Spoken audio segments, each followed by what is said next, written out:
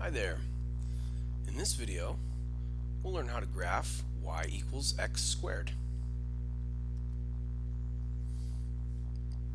As usual, a graph is just a set of ordered pairs, and we can use the equation to tell us which ordered pairs are in the graph and which aren't.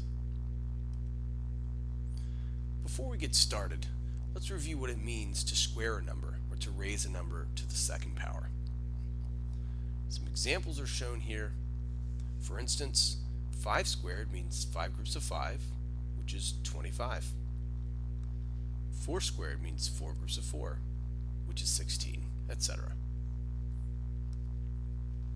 One thing to pay attention to when you're squaring a number is, should I get a positive answer or a negative answer? Let's compare these two problems. Well, 3 squared just means 3 groups of 3, and that's 9. Nothing too interesting there.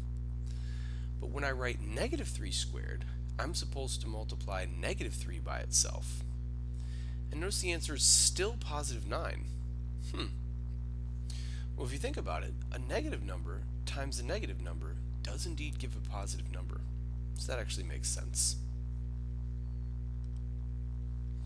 Alright, let's see if we can hunt down some ordered pairs on the graph of y equals x squared.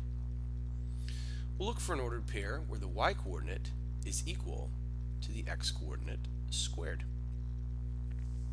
In the first column, where the x coordinates are all 0, we'll think 0 squared, which is 0, and we'll choose the point whose y coordinate is 0.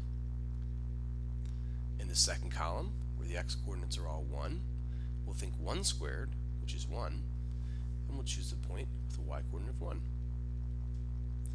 In the third column, x is 2. 2 squared makes 4, so we choose the point whose y coordinate is 4.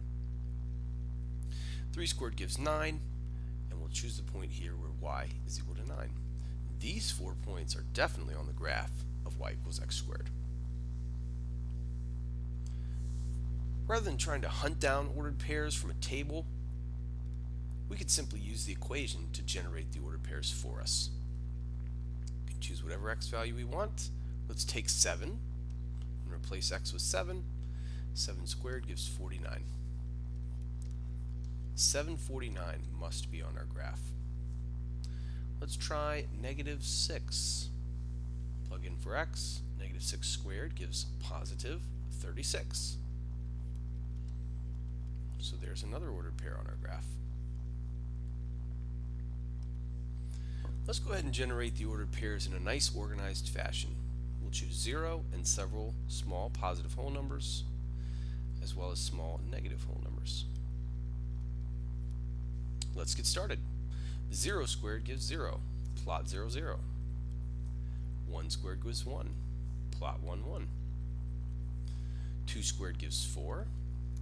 Let's plot 2, 4.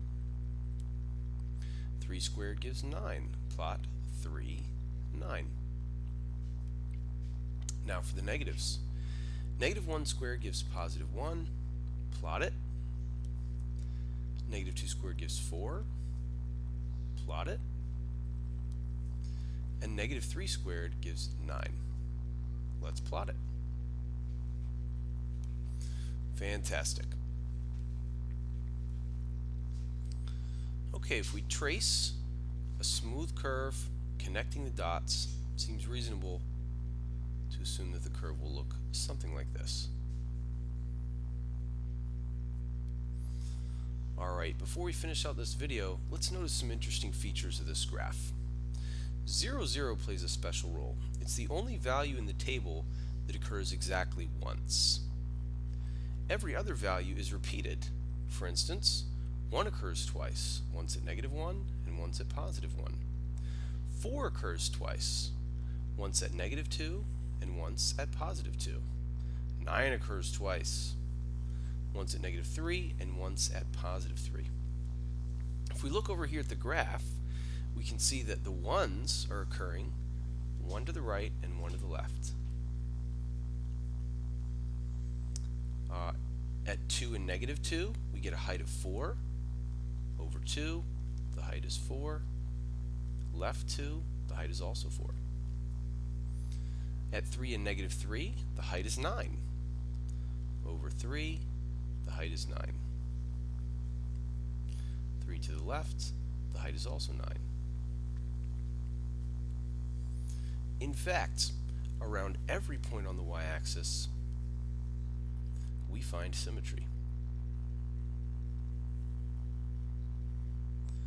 Notice that the graph is a mirror image of itself if it were to be reflected around the y-axis.